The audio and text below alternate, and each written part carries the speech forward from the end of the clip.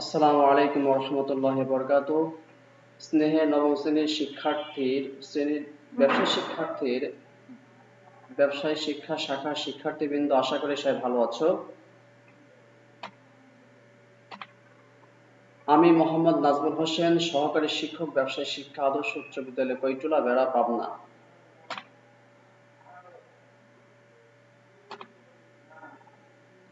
Online ক্লাসে সবাইকে স্বাগতম। শ্রেণী নবম দশম, বিষয় হিসাব বিজ্ঞান, অধ্যায় ষষ্ঠ, জাবেদা। তো আমার স্নেহের ছাত্রছাত্রীবৃন্দ, দীর্ঘদিন ক্লাস বন্ধ, তো অনলাইন ক্লাসের মাধ্যমে তোমাদের এই ঘাটতিটা পূরণের জন্য আমরা যথেষ্ট চেষ্টা করছি। তো আশা করি যদি তোমরা আমাদের ক্লাসগুলো যত্ন সহকারে, গুরুত্ব সহকারে দেখো, তাহলে এর থেকে যথেষ্ট উপকৃত হতে পারবে ইনশাআল্লাহ। তো আজকে তোমাদের সামনে ষষ্ঠ অধ্যায়ের জাবেদা নিয়ে আলোচনা করব। তো আজকের বিষয়বস্তু, আলোচ্য বিষয়সমূহ: জাবেদার শ্রেণীবিভাগ, লেনদেনের সাধারণ জাবেদা দাখিলা। জাবেদা। তো স্ক্রিনে দেখো তোমরা, জাবেদার শ্রেণীবিভাগ দেখাচ্ছে। জাবেদাকে প্রথমে আমরা জানি দুই ভাগে ভাগ করা যায়। একটি হচ্ছে বিশেষ জাবেদা, দ্বিতীয়টি হচ্ছে প্রকৃত জাবেদা।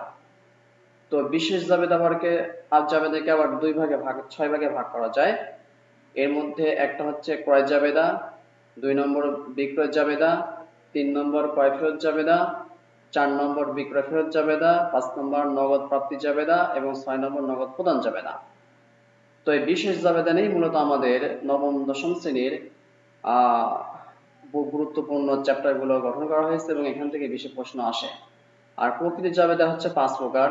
এইগুলো সাধারণত তোমাদের উচ্চ মাধ্যমিক সিলেবাসের অন্তর্ভুক্ত বিষয়। এগুলো তোমরা পরবর্তীতে ডিটেল জানতে পারবে। তো আমাদের মূল বিষয় যেটা ক্রয় জাবেদা, বিক্রয় জাবেদা, ক্রয় ফেরত জাবেদা, বিক্রয় ফেরত জাবেদা, নগদ প্রাপ্তির জাবেদা এবং নগদ প্রদান জাবেদা। তো এই বিষয়গুলো তোমাদের প্রাথমিকভাবে ধারণা রাখতে হবে, কারণ এর থেকে নৈবেত্তিক আকারে প্রশ্ন হয়ে থাকে।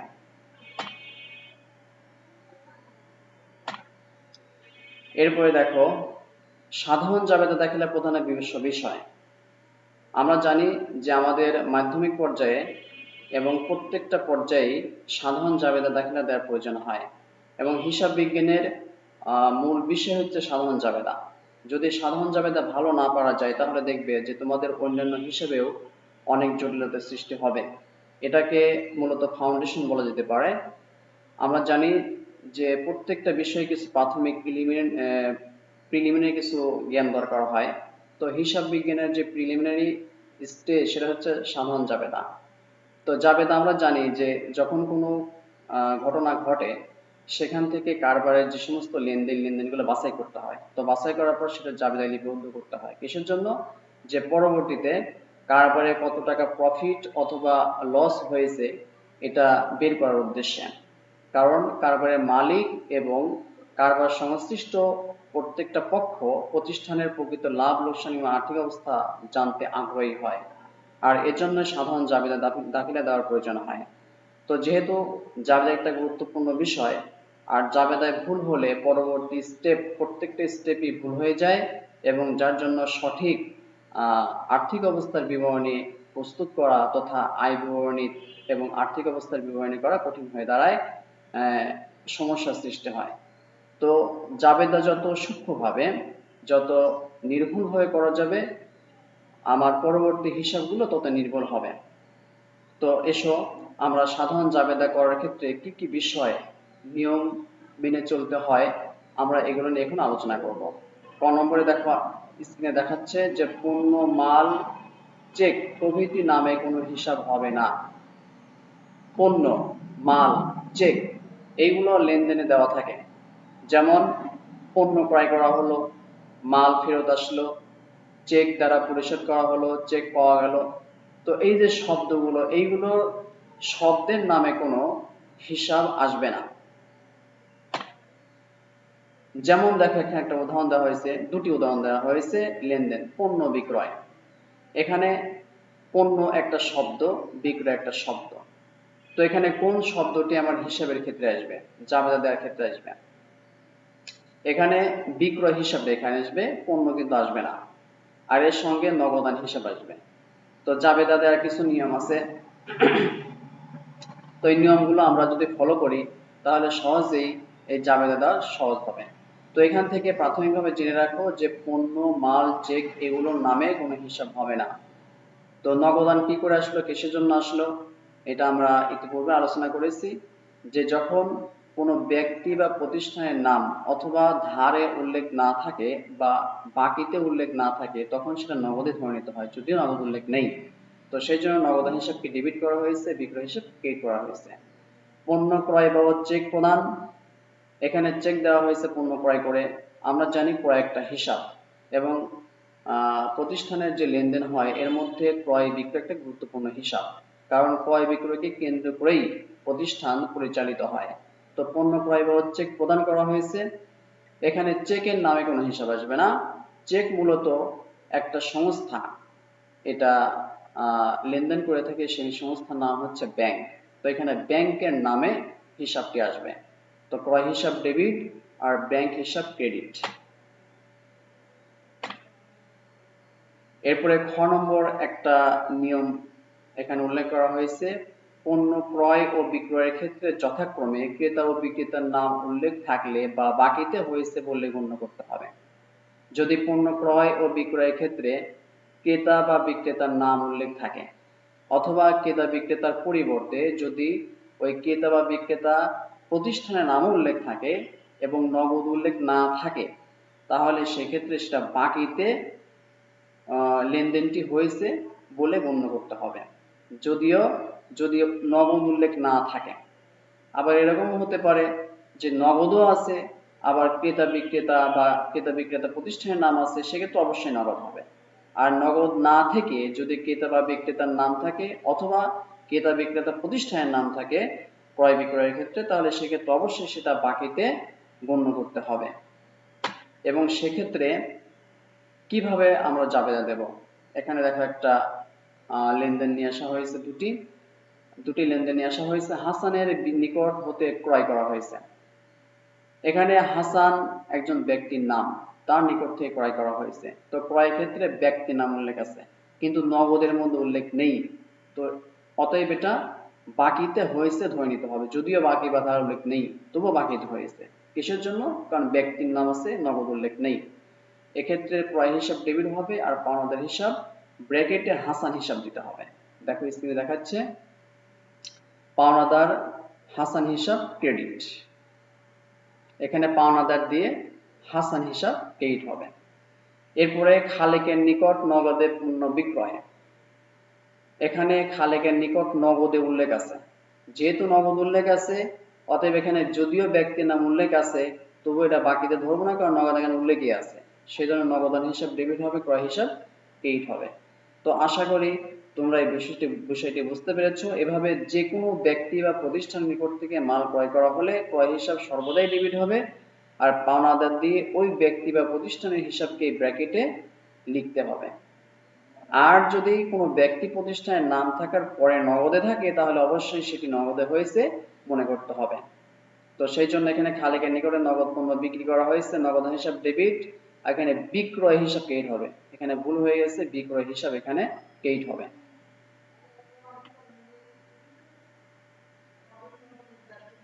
এরপরে দেখা একটা উদাহরণ এখানে নিয়ে আসা হয়েছে, বাকিতে ক্রয় ও বিক্রয়ের জন্য পাওনাদার ও দেনাদার হিসাব লিখতে হবে।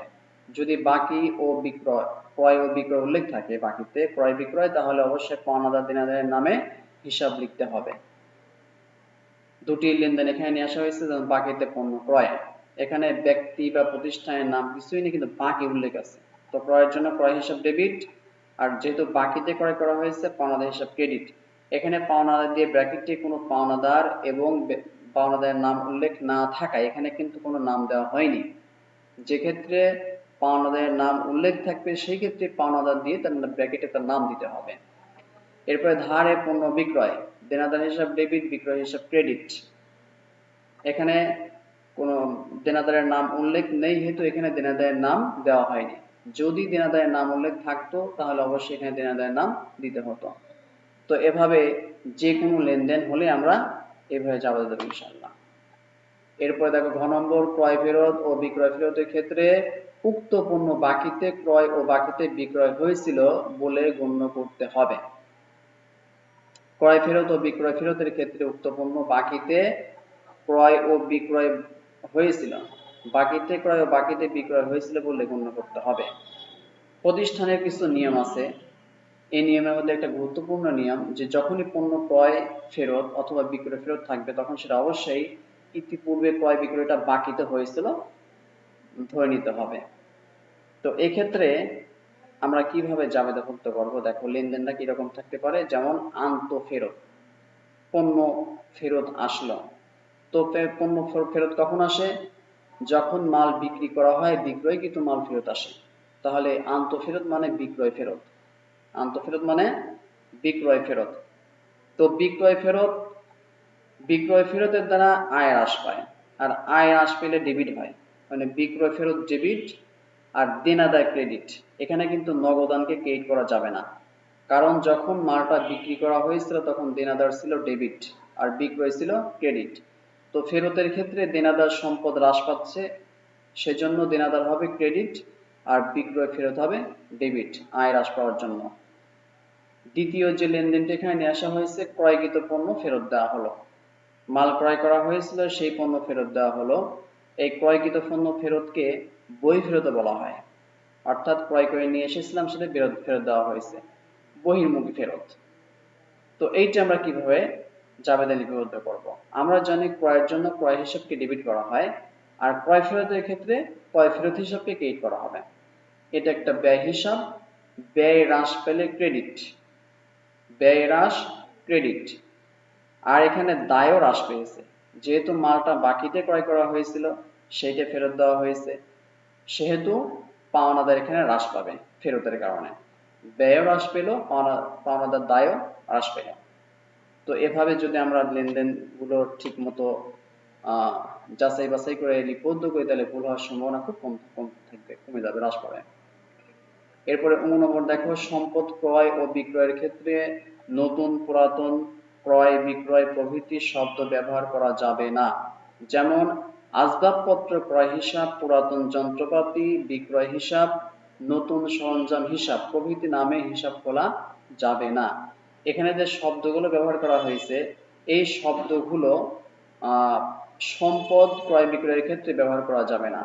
সম্পদ ক্রয় বিক্রয়ের ক্ষেত্রে একমাত্র ওই সম্পত্তির নামই উল্লেখ করতে হবে, সরাসরি সম্পদের নাম।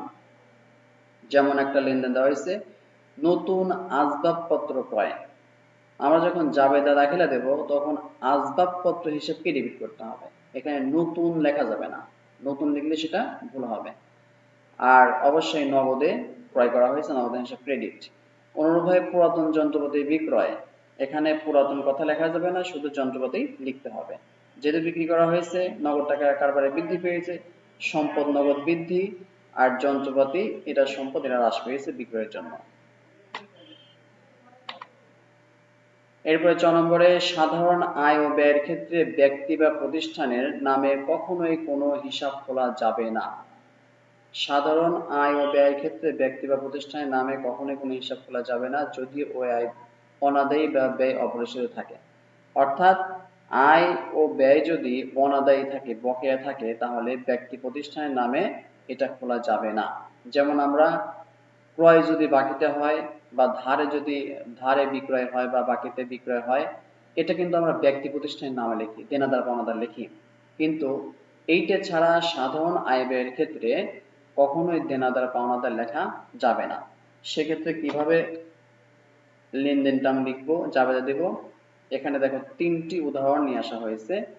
1 নম্বর, কর্মচারী জামিলকে বেতন প্রদান। এখানে দিয়েছি কর্মচারী জামিলকে বেতন, এই জামিলের নাম কিন্তু এখানে লেখা যাবে না, এখানে লিখতে হবে বেতন হিসাব, কারণ কারবারে গুরুত্বপূর্ণ একটা ব্যয়ের খাত, সেটা হচ্ছে বেতন। এখানে বেতন হিসাবকে ডেবিট করতে হবে, আর নগদান হিসাব অবশ্যই ক্রেডিট হবে, কারণ প্রদান করা হয়েছে, নগদ টাকার কমে গেছে। অনুরূপভাবে মনিহারি স্টেশনারি হতে বাকিতে মনিহারি দ্রব্য ক্রয়, মনি স্টেশনারি হতে বাকিতে মনিহারি দ্রব্য বিক্রয়। মনিহারি হিসাব ডেবিট, বকেয়া মনিহারি হিসাব ক্রেডিট। যেহেতু মনিহারি এটা আমার একটা ব্যয়, ব্যয় বৃদ্ধি পেলে ডেবিট, আর বাকিতে যেহেতু ক্রয় করা হয়েছে দায় বৃদ্ধি পেয়েছে, তো দায় হিসাব ক্রেডিট। এর পূর্বে আমি আলোচনা করেছিলাম যে একটা ব্যয় বা আয় কখন দায় বা সম্পত্তিতে রূপ লাভ করে। সম্পদ তখনই হয় যখন কোনো ব্যয় অগ্রিম প্রদান করা হয়। আমি একটা সূত্র দিয়েছিলাম, তোমাদের মনে আছে কিনা জানি না, তবে ভালো করে স্মরণ রাখো যে মিললে পরে দায় আর অমিলের সম্পদ। কি মিললে দায় আর কি অমিলের সম্পদ সেটা কিন্তু আমি দেখিয়ে দিয়েছিলাম। যদি বুঝতে না পারো কমেন্টে জানাবে, আমি পরবর্তীতে তোমাদেরকে এর উপরে একটা স্পেশাল একটা আলোচনা করবো ইনশাল্লাহ। তবে আশা করি ইতিপূর্বে লিখে দিয়েছিলাম বোর্ডে, তোমরা তুলেও নিয়েছিলে। যদি এটা তোমরা ফলো করো তাহলে সহজে বুঝতে পারবে। তবুও আমি এখানে সামান্য কিছু আলোচনা করছি নিয়ে যে মিললে দায়। কি মিললে দায়? এখানে দেখো বকেয়া মনিহারি। বকেয়া মনিহারি, মনিহারিটা কি? ব্যয়। আর বকেয়া, তাহলে বকেয়া ব্যয়। তাহলে এখানে এখানে তাহলে বা মিললে কি হবে? এটাও ব্যঞ্জন বর্ণ, এটাও ব্যঞ্জন বর্ণ, অতএব মিলে গেলে দায়। আর অমিলের সম্পদ, যেমন মনে করো অগ্রিম মনিহারি, অগ্রিম ব্যয়।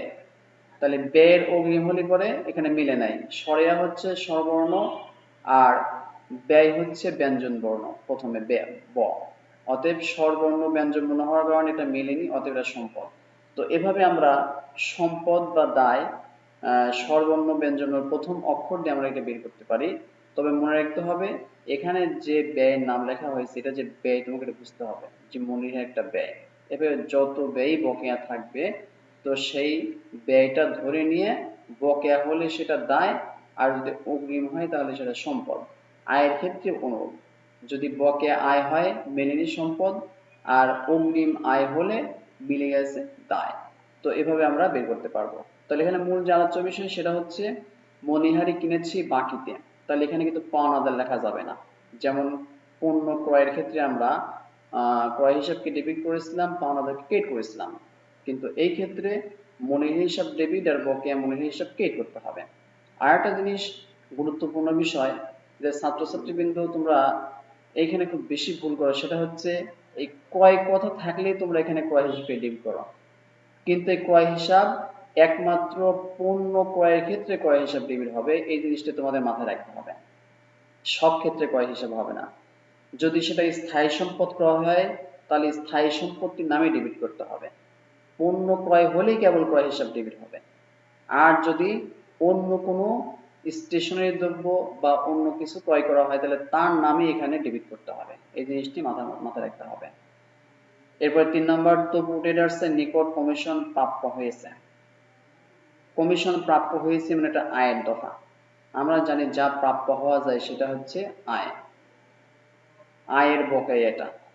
প্রাপ্য মানে এখনো পাইনি, কিন্তু আমি পাওনা হয়েছে, আমি পাবো। তো যা পাবো সেটা হচ্ছে একদিকে আয় আর একদিকে সম্পদ, একদিকে আয় আর একদিকে সম্পদ।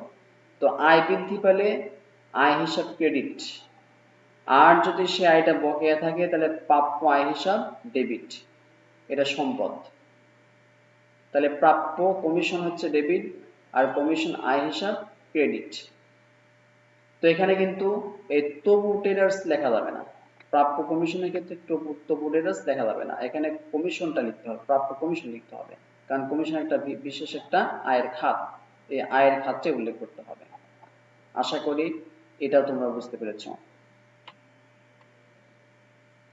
6 নম্বর, ব্যক্তিগত বা ব্যবসায় প্রয়োজনে নগদ, প্রয়োজনে পণ্য ব্যবহার, বিজ্ঞাপনের জন্য পণ্য বিতরণ, পণ্য চুরি, পণ্য নষ্ট প্রভৃতি লেনদেনের ফলে পণ্যের পরিমাণ হ্রাস পায়, তাই এ সকল ক্ষেত্রে ক্রয় হিসাব ক্রেডিট হবে। এটা খুবই গুরুত্বপূর্ণ দফা।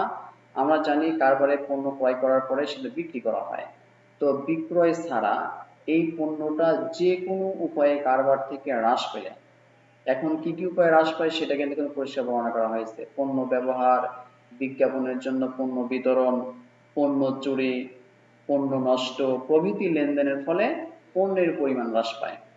তো এখন কথা হচ্ছে এই যে কয়েকটা কারণ এখানে উল্লেখ করা হয়েছে, তো সব ক্ষেত্রে কিন্তু ক্রয় হিসাব ক্রেডিট হবে, এটা মাথায় রাখতে হবে। সব ক্ষেত্রে পণ্য ব্যবহার করলে ক্রয় হিসাব ক্রেডিট, বিজ্ঞাপনের জন্য পণ্য বিতরণ করলে সেক্ষেত্রে ক্রয় ক্রেডিট, পণ্য চুরি করলে সেখানে ক্রয় ক্রেডিট, পণ্য নষ্ট হয়ে গেলে পরে সেক্ষেত্রেও ক্রয় ক্রেডিট। তো সব ক্ষেত্রে ক্রয় ক্রেডিট। এখন আমাকে বের করতে হবে যে কোন ক্ষেত্রে কোন হিসাব ডেবিট হবে। 1 নম্বরে আসো, পণ্য ব্যবহার। এখানে দেখো কয়েকটা লেনদেন নিয়ে আসা হয়েছে। 1 নম্বর, ব্যক্তিগত প্রয়োজনে পণ্য উত্তোলন। এই পণ্য উত্তোলন বলতে কি বোঝায়? যে মালিক যে কারবার করে থাকে একটা নির্দিষ্ট পণ্যের বা পণ্য সমূহের ব্যবসা করে থাকে, তো এই পণ্যগুলো তো মালিকের ব্যক্তিগত প্রয়োজন লাগতে পারে। তো সেক্ষেত্রে যদি কারবার থেকে সে পণ্যটা ব্যক্তিগত প্রয়োজনে নেয় তাহলে সেটা পণ্য উত্তোলন হয়। কারণ এই পণ্যটা যদি বাইরে থেকে কিনতে যায় তাকে লাভ সহকারে কিনতে হবে। তার যদি কারবারে যদি থাকে তাহলে সে কিসের জন্য বাইরে থেকে কিনতে যাবে? তো এই কারবার থেকে সে পণ্যটা নিতে পারে। সেক্ষেত্রে উত্তোলন হিসাব ডেবিট হবে, ক্রয় হিসাব ক্রেডিট হবে। আগেই বলেছি যে পণ্য যে কোনো কারণে বিক্রয় ছাড়া যদি কারবার থেকে চলে আসে, কারবার থেকে চলে যায়, তাহলে ক্রয় হিসাব ক্রেডিট হবে। দেখো সব ক্ষেত্রে ক্রয় হিসাব ক্রেডিট হয়েছে, 3টে লেনদেনের ক্ষেত্রেই। আর উত্তোলন হিসাবে এখানে ডেবিট, পরবর্তীতে বিবিধ ক্ষতি হিসাব ডেবিট করা হয়েছে, তার পরবর্তী লেনদেনে বিজ্ঞাপন হিসাব ডেবিট। এখন কোন কোন ক্ষেত্রে একটি হিসাব আসে এটা আমি ডিটেলস আলোচনা করছি। আমরা জানি যে ব্যক্তি এবং প্রতিষ্ঠান সম্পূর্ণ আলাদা দুটি সত্তা। ব্যক্তি এবং মালিক, মালিক এবং কারবার, এটা সম্পূর্ণ আলাদা সত্তা। এটা তোমাদের মাথায় রাখতে হবে। এটা সত্তা নীতি আছে হিসাব বিজ্ঞানে। এই সত্তা নীতি যদি তোমরা দেখো তাহলে সহজে জিনিসটা বুঝতে পারবে যে ব্যক্তি এবং প্রতিষ্ঠান সম্পূর্ণ আলাদা সত্তা। অতএব যদি কারবার থেকে মালিক পণ্য নিয়ে থাকে তাহলে তার মালিকানা সত্ত্ব হ্রাস পায়। মালিকানা সত্ত্ব কাকে বলা হয়? যে কারবারে মালিকের অধিকার, অর্থাৎ কারবারে মালিক যা দিয়েছে সেটি তার মালিকানা সত্ত্ব। তো কারবারে যদি মালিক কিছু নিয়ে আসে তাহলে তার মালিকানা সত্ত্ব বৃদ্ধি পাবে। অনুরূপভাবে যদি কারবার থেকে মালিক কিছু উঠিয়ে নেয় কোনো সম্পদ, তাহলে এর জন্য তার মালিকানা সত্ত্ব হ্রাস পাবে। তো পণ্য উঠে নেওয়ার জন্য ক্রয় হিসাবটা কমে গেছে, ক্রয় হিসাব ক্রেডিট, আর উত্তোলন হিসাবকে ডেবিট করতে হবে। মালিকানা সত্ত্ব হিসাব এটা। আমরা জানি দুটি হিসাব হচ্ছে মালিকানা সত্ত্ব হিসাব সরাসরি, একটা হচ্ছে মূলধন আর একটা উত্তোলন। মূলধনের দ্বারা মালিকানা সত্ত্ব বৃদ্ধি পায় আর উত্তোলনের দ্বারা মালিকানা সত্ত্ব হ্রাস পায়।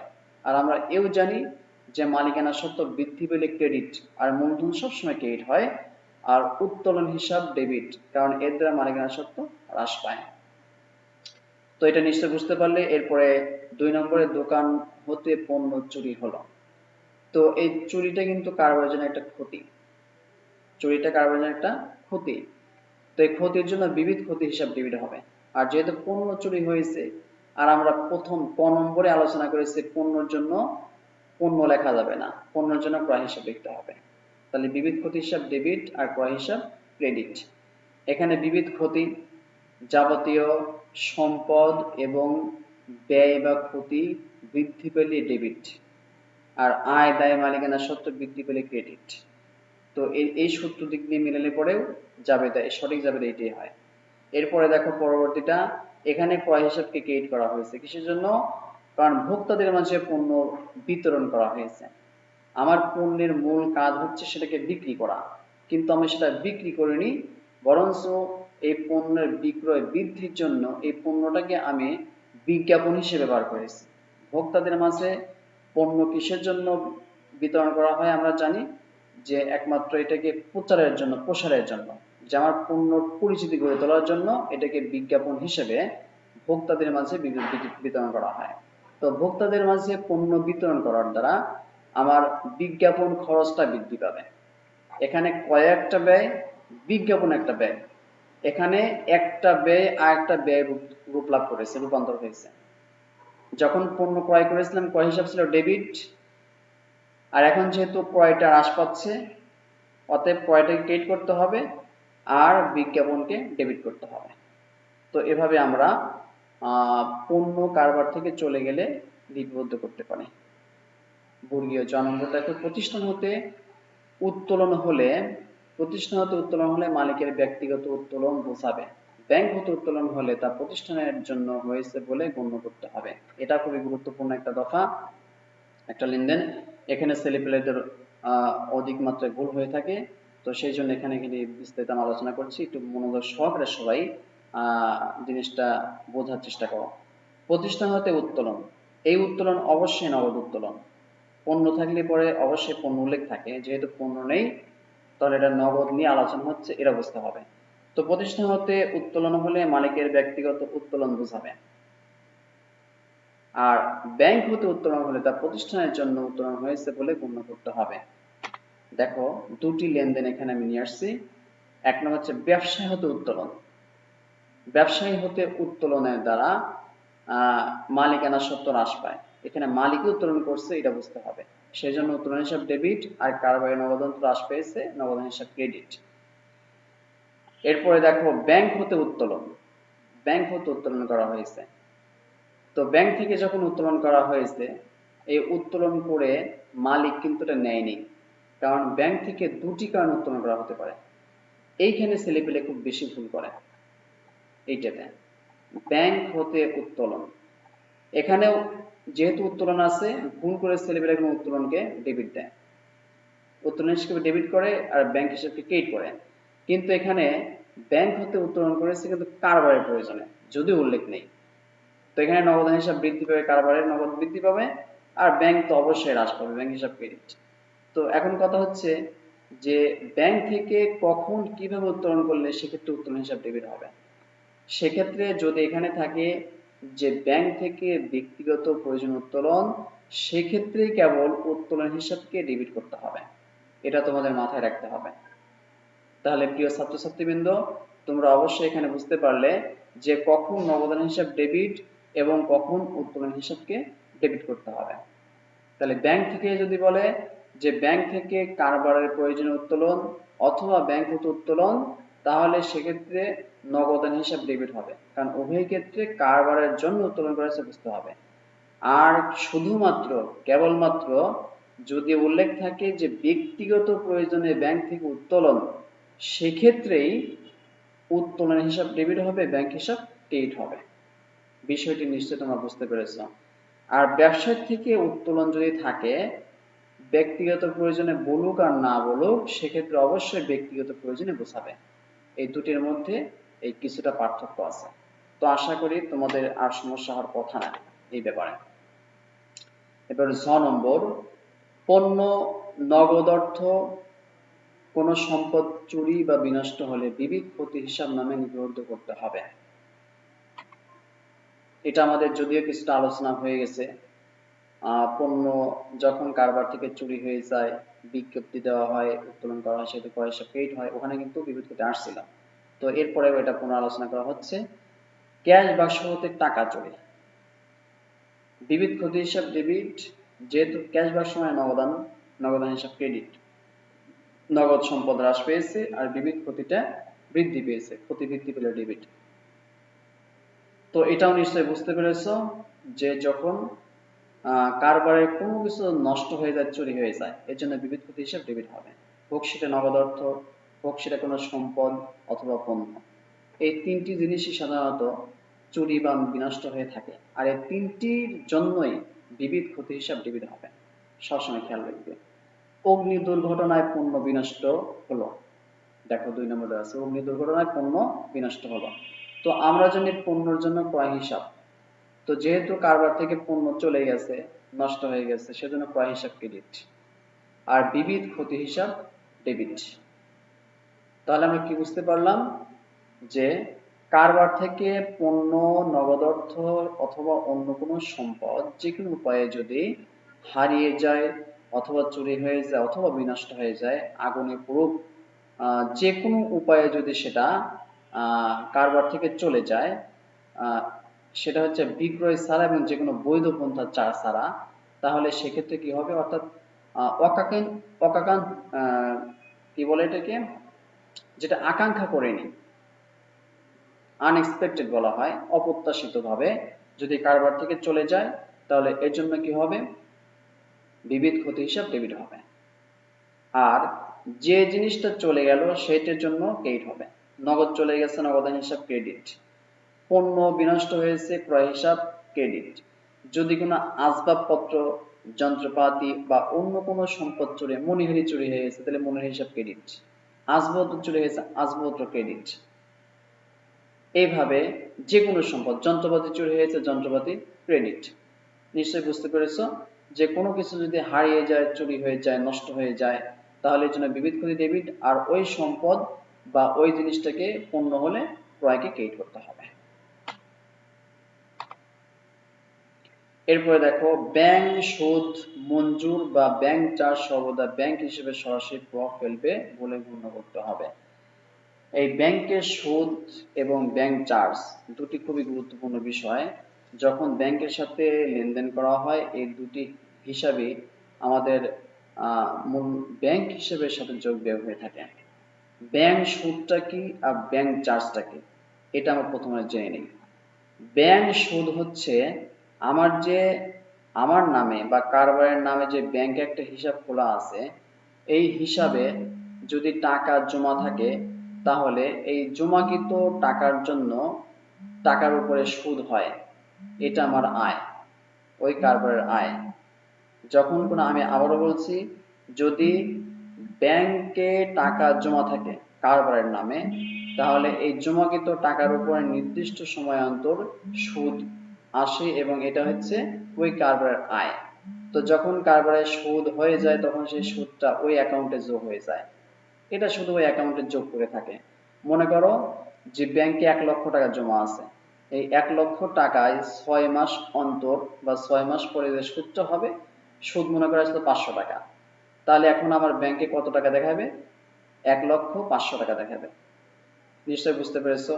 অনুরূপভাবে যেহেতু কারবার ব্যাংকে লেনদেন করে, এই লেনদেন করার জন্য সবসময় কি হয়, কিছু খরচ হয়ে থাকে। অর্থাৎ সেখানে চেক ইস্যু করে থাকে কারবার থেকে, সেখানে বারবার যেতে হয়, অর্থাৎ তাদের কিছু চার্জ হয়ে থাকে, তাদের শ্রম ব্যয় আছে, আনুষঙ্গিক কিছু খরচ আছে। খরচের জন্য আমার অ্যাকাউন্ট থেকে কিছু টাকা কেটে রাখে, এই জন্য একে বলা হয় ব্যাংক চার্জ। এটা হচ্ছে কারবারের জন্য একটা খরচ। তাহলে ব্যাংক সুদ হচ্ছে কারবারের জন্য একটা আয়, আর ব্যাংক চার্জ হচ্ছে কারবারের জন্য একটা ব্যয়। তাহলে বুঝতে পারছো যে কারবারের আয় হলে ক্রেডিট আর ব্যয় হলে ডেবিট। তো এখান থেকে আমরা সহজেই নির্ণয় করতে পারি যে কোন হিসাব ডেবিট হবে, কোন হিসাব ক্রেডিট হবে। তবে এই দুটি হিসাবের জন্য ব্যাংক হিসাব অবশ্যই ডেবিট ক্রেডিট হবে। দুটি হিসাবের জন্য ব্যাংক হিসাব আসবে। দেখো পরবর্তীতে আমি দুটি উদাহরণ দিচ্ছি। ব্যাংক সুদ মঞ্জুর করলো, অর্থাৎ ব্যাংকে আমার টাকা বৃদ্ধি পেল। তাহলে বৃদ্ধি পেয়েছে কিসের জন্য? ব্যাংক সুদের কারণে। এই ব্যাংক সুদ হচ্ছে একটা আয়বাচক হিসাব, আয় বৃদ্ধি পেয়েছে ক্রেডিট। অপরদিকে আমার ব্যাংকে যে জমা টাকা আছে সেটার পরিমাণও বৃদ্ধি পেয়েছে, সেই জন্য ব্যাংক হিসাব ডেবিট। 2 নম্বরে দেখো, ব্যাংক চার্জ ধার্য করলো। ব্যাংক চার্জ ধার্য করার দ্বারা আমার কারবারের যে অ্যাকাউন্ট আছে, সে অ্যাকাউন্ট থেকে টাকা কমে যাবে। তো ব্যাংক চার্জ একটা ব্যয়, ব্যয় বৃদ্ধির জন্য ব্যয় হিসাব ডেবিট।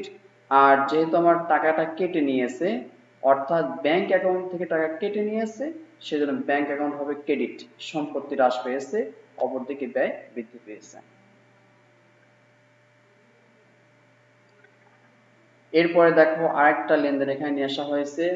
স্থায়ী সম্পদের মূল্য ব্যবহার বা অন্য কারণে হ্রাস পেলে তা সম্পদের অপচয় হিসেবে গণ্য হয়।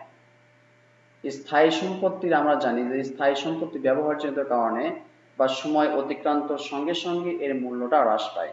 আমি ক্লাসে অনেক আলোচনা করেছি, তোমরা নিশ্চয়ই স্মরণ করে থাকবে যে কোনো স্থায়ী সম্পদ যখন ক্রয় করা হয়, ক্রয় করার সঙ্গে সঙ্গেই ব্যবহারজনিত কারণে বা যদি ফেলেও রাখি, পরবর্তীতে যদি সেটা আমি বাজারে নিয়ে যাই, তাহলে এর দাম কিন্তু কমে আসবে। এই যে মূল্য হ্রাস, এই হ্রাসটা হচ্ছে অপচয়।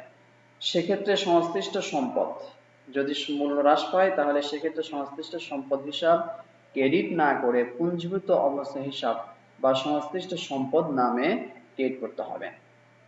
আমি একটা উদাহরণ দিয়ে তোমাদের জিনিসটা বোঝানোর চেষ্টা করছি, ভালো খেয়াল করো। দেখো, লেনদেন জাবেদা দাখিলা। লেনদেনটা কি? যে আসবাবপত্রের উপর অবচয় ধার্য করা হলো। তাহলে এক্ষেত্রে অবচয়টা হচ্ছে কারবারের জন্য একটা ব্যয়। আমরা জানি ব্যয় বৃদ্ধি পেলে ডেবিট, তাহলে অবচয় হিসাব ডেবিট। আর পুঞ্জীভূত অবচয় হিসাব ক্রেডিট। এনে ব্র্যাকেটে দিতে হবে ওই সম্পত্তির নাম, সরাসরি সম্পত্তি হিসাবকে ক্রিয়েট করা যাবে না, এখানে পুঞ্জীভূত অবচয় হিসাবকে ক্রিয়েট করতে হবে। তো এই পুঞ্জীভূত অবচয় নিয়ে তোমাদের সম্মুখে এর আগে আমি আলোচনা করেছিলাম যে পুঞ্জীভূত অবচয়টা কি। পুঞ্জীভূত অবস্থায় আমি তারপরে তোমাদের রিপিট করছি, যেহেতু অনলাইন ক্লাস, এটা তোমরা ডাউনলোড করে নিয়ে বারবার শুনতে পারবে। যদি এটা বারবার শোনো এবং বোঝার চেষ্টা করো তাহলে সহজে বুঝতে পারবে। ভালো করে খেয়াল করে যে পুঞ্জীভূত অবস্থাটা কি। পুঞ্জীভূত অবচয় হচ্ছে যখন কোনো সম্পত্তির এগেইনস্টে একটা হিসাব খোলা হয়। একটা সম্পত্তি মনে করে 1 লাখ টাকাতে ক্রয় করেছে, এর আয়ুষ্কাল 10 বছর। তাহলে যখন 10 বছর পার হয়ে যাবে তখন কিন্তু এই যন্ত্রপাতি দিয়ে বা এই আসবাবপত্র দিয়ে আর কিছু করা যাবে না, অকেজো হয়ে যাবে। তাহলে 1 লাখ টাকার আসবাবপত্র কিন্তু আমার অকেজো হয়ে যাবে। তো আমার কারবার তো চালাইতে হবে, তখন ওই আসবাবপত্র সরা ফেলা দিয়ে নতুন করে আসবাবপত্র নিয়ে আসতে হবে। ওই আসবাবপত্র সরিয়ে নতুন আসবাবপত্র স্থলাভিষিক্ত করতে হবে। তাহলে এই ক্ষেত্রে আমাকে কি করতে হবে, টাকা যদি আগেই গুছিয়ে না রাখি তাহলে টাকা তখন কোথায় পাবো।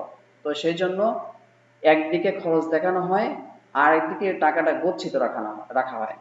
গচ্ছিত রেখে 10 বছর, প্রতি বছর যদি 10,000 টাকা গচ্ছিত রাখি, একদিকে খরচ দেখাইলাম আর একদিকে টাকাটা রেখে দিলাম, তাহলে কি হবে, আমার 10 বছর পর 1 লাখ টাকা হয়ে যাবে। ওই 1 লাখ টাকা দিয়ে আমি আবার আসবাবপত্র ক্রয় করতে পারবো। ওই আসবাবপত্র ক্রয়ের জন্য আমাকে নতুন কোনো পরিকল্পনা, লোন বা অন্য কোনো চিন্তা করতে হবে না।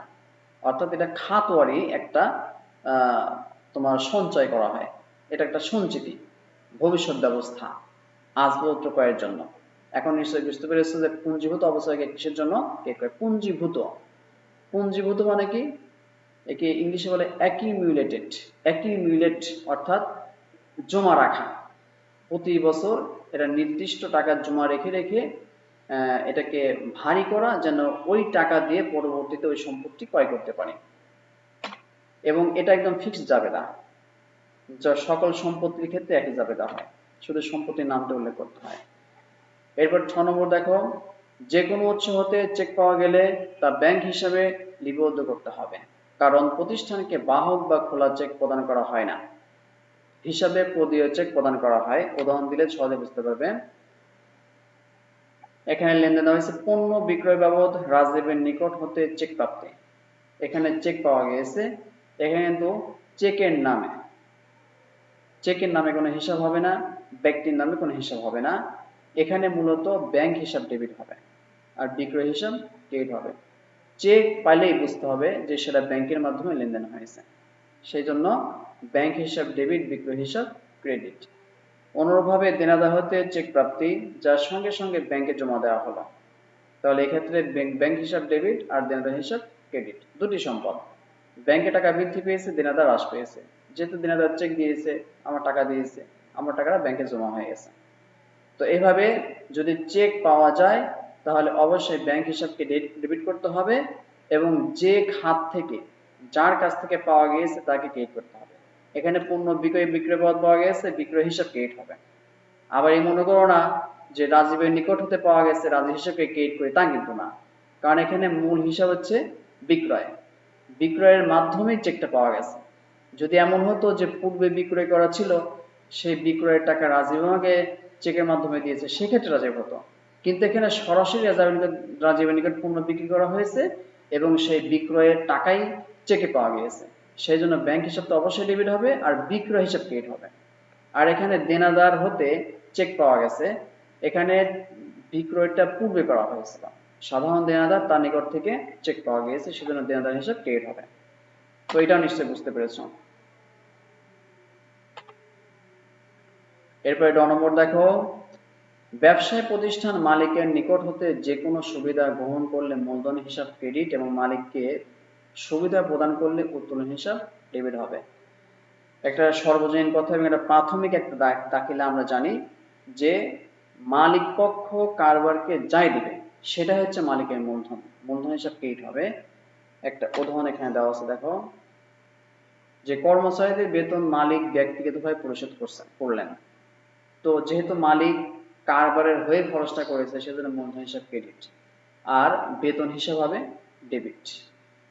কর্মচারীদের বেতন মালিক ব্যক্তিগতভাবে পরিশোধ করলেন।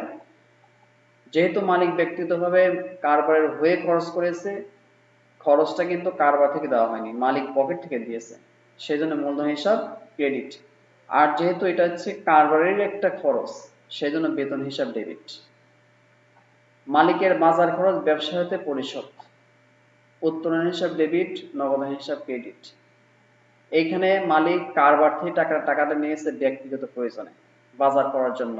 অনুরূপভাবে মালিক অনেকভাবে খরচ করতে পারে, যেমন বাজার খরচ হতে পারে, অথবা ছেলে বা মেয়ের স্কুলের ফি দিতে পারে, বেতন দিতে পারে, টিউশন ফি দিতে পারে, অথবা অন্য যে কোনো খরচ দিতে পারে। হয়তো বিয়ে খাইতে যাবে, একটা গিফট দিচ্ছে, 500 টাকা নিয়ে একটা গিফট কিনলো, কারবার থেকে নিয়ে গেল, তাহলে এক্ষেত্রে কিন্তু উত্তোলন হবে। তো কারবার থেকে মালিক তার ব্যক্তিগত প্রয়োজনে যাই দিক, এর জন্য কি করতে হবে, উত্তোলন হিসেবকে ডেবিট করতে হবে। এরপর আরো কিছু কিছু খরচ আছে যেটা মালিকের ব্যক্তিগত, এগুলোর জন্য উত্তোলন হিসাব ডেবিট হয়।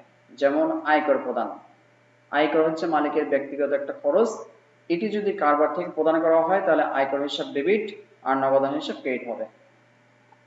তো নিশ্চয়ই তোমরা বুঝতে পারলে যে মালিক যদি কারবারের পক্ষে কোনো খরচ করে তাহলে সেই খরচ হিসাব ডেবিট আর মূলধন হিসাব ক্রেডিট। আর যদি মালিক কারবারে কিছু নিয়ে আসে, যে জিনিসটা নিয়ে আসবে তার জন্য ওই হিসাব ডেবিট, পণ্য নিয়ে আসলে ক্রয় হিসাব ডেবিট, এরপরে নগদ নিয়ে আসলে নগদ হিসাব ডেবিট, আসবাবপত্র নিয়ে আসলে আসবাবপত্র ডেবিট, ব্যাংকের টাকা সরাসরি কারবারে নিয়ে আসলে ব্যাংক হিসাব ডেবিট। এভাবে যেভাবেই যাই নিয়ে আসুক, যে কোনো সম্পদ নিয়ে আসুক, ওইটা হবে ডেবিট আর মূলধন হিসাব হবে ক্রেডিট। কোনো খরচ মালিক ব্যক্তিগত করলে খরচ হিসাব ডেবিট আর মূলধন হিসাব ক্রেডিট। তো নিশ্চয়ই তোমরা জিনিসটা বুঝতে পেরেছো। এরপরে যদি কোনো প্রশ্ন থাকে তাহলে তোমরা অবশ্যই কমেন্টের মাধ্যমে জানাবে। এরপরে দেখো 10 নম্বরে, দেনা পাওনা নিষ্পত্তির সময় যে পরিমাণ অর্থ ছাড় পাওয়া ও দেওয়া হয় তা যথাক্রমে পাওনাদার ও দেনাদার হিসাবকে প্রভাবিত করবে। উদাহরণ দিলে সহজে বুঝতে পারবে। এখানে দেখো লেনদেন দেওয়া হয়েছে 10,000 টাকা দেনার পূর্ণ নিষ্পত্তিতে 9,000 টাকা প্রদান করা হলো। তাহলে দেনা হচ্ছে 9,000 টাকা আর দিলাম কত, 9,000 টাকা। 10,000 টাকা দেনা, 9,000 টাকা দিলাম, তাহলে কম দিলাম কত, 1,000 টাকা। তাহলে এই 1,000 টাকাটা কি এবং এটা কিভাবে লিপিবদ্ধ করবো? দেনা মানে কি? দেনা মানে হচ্ছে পাওনাদার, আমার কাছে যে টাকা পাবে, কারণ আমার দেনা হয়ে গেছি, তো দেনা হচ্ছে পাওনাদার। তো যেহেতু পাওনাদারকে শোধ করে দিচ্ছি, পাওনাদারের হিসাবে এখানে রাখতেছি না, পূর্ণ নিষ্পত্তি কথা উল্লেখ আছে, অতএব পাওনাদারকে এখানে ডেবিট করতে হবে, 10,000 টাকা দ্বারাই ডেবিট করতে হবে। আর তাকে দিচ্ছি কত টাকা, 9,000 টাকা, এই জন্য নগদান হিসাবে হবে 9,000 টাকা। আর যে টাকা দিচ্ছি না, ছাড় পাচ্ছি, এখানে পূর্ণ নিষ্পত্তি মানে তার সঙ্গে আর কোনো ঝামেলা থাকতেছে না, কোনো ঝামেলা নাই পূর্ণ নিষ্পত্তিতে। তাহলে 1,000 টাকা কিন্তু এখানে আমি ছাড় পাচ্ছি, এখানে প্রাপ্ত বার্তা হিসাব ক্রিয়েট করতে হবে। এখানে প্রাপ্ত বার্তা একটা আয়, নগদান একটা সম্পদ, আয় বৃদ্ধি পেলে ক্রেডিট, নগদান একটা সম্পদ, সম্পদ হ্রাস পেয়েছে ক্রেডিট, আর পাওনাদার একটা দায়, দায় হ্রাস পেয়েছে ডেবিট। তো এভাবে আমরা যাবে দিতে পারি। এরপরে দেখো, দেনাদার হতে 7,000 টাকা পাওনার পূর্ণ নিষ্পত্তিতে 6,500 টাকা প্রাপ্তি মানে পাওয়া গিয়েছে। তো দেনাদার একটা সম্পদ, আমি তার কাছে টাকা পাইতাম, তো সে আমাকে পূর্ণ নিষ্পত্তিতে 6,500 টাকা দিয়েছে। পূর্ণ নিষ্পত্তি মানে এমন কিছু না, মানে ফুলি সেটেলমেন্ট। তার সাথে বলে যে ছাড় দিয়ে মাপসাপ করে দিয়ে যেটা পাইছে, 500 টাকা মাপ করে দিছি, তাহলে তার কাছ থেকে পাইলাম কত, নগদে 6,500 টাকা। তো নগদান হিসাব 6,500 টাকা। আর যেটা পাইলাম না, ঠিক আছে, ছাড় দিলাম, যেটা মাফ করে দিলাম, এর জন্য প্রদত্ত বার্তা হিসাব ডেবিট। যেহেতু ছাড় দিয়েছি তেমন কারোর জন্য একটা খরচ, ব্যয় বৃদ্ধি পেয়েছে, প্রদত্ত বার্তা ডেবিট। আর দেনাদার 7,000 টাকা ক্রেডিট। আগে তার কাছে 7,000 টাকা পাইতাম, এখন 7,000 টাকা পূর্ণ নিষ্পত্তি ক্রেডিট করে দিতে হবে। তাহলে 7,000 টাকার মধ্যে 6,500 টাকা পাইলাম নগদান হিসাব ডেবিট, আর প্রদত্ত বার্তা হিসাব ডেবিট 500 টাকা।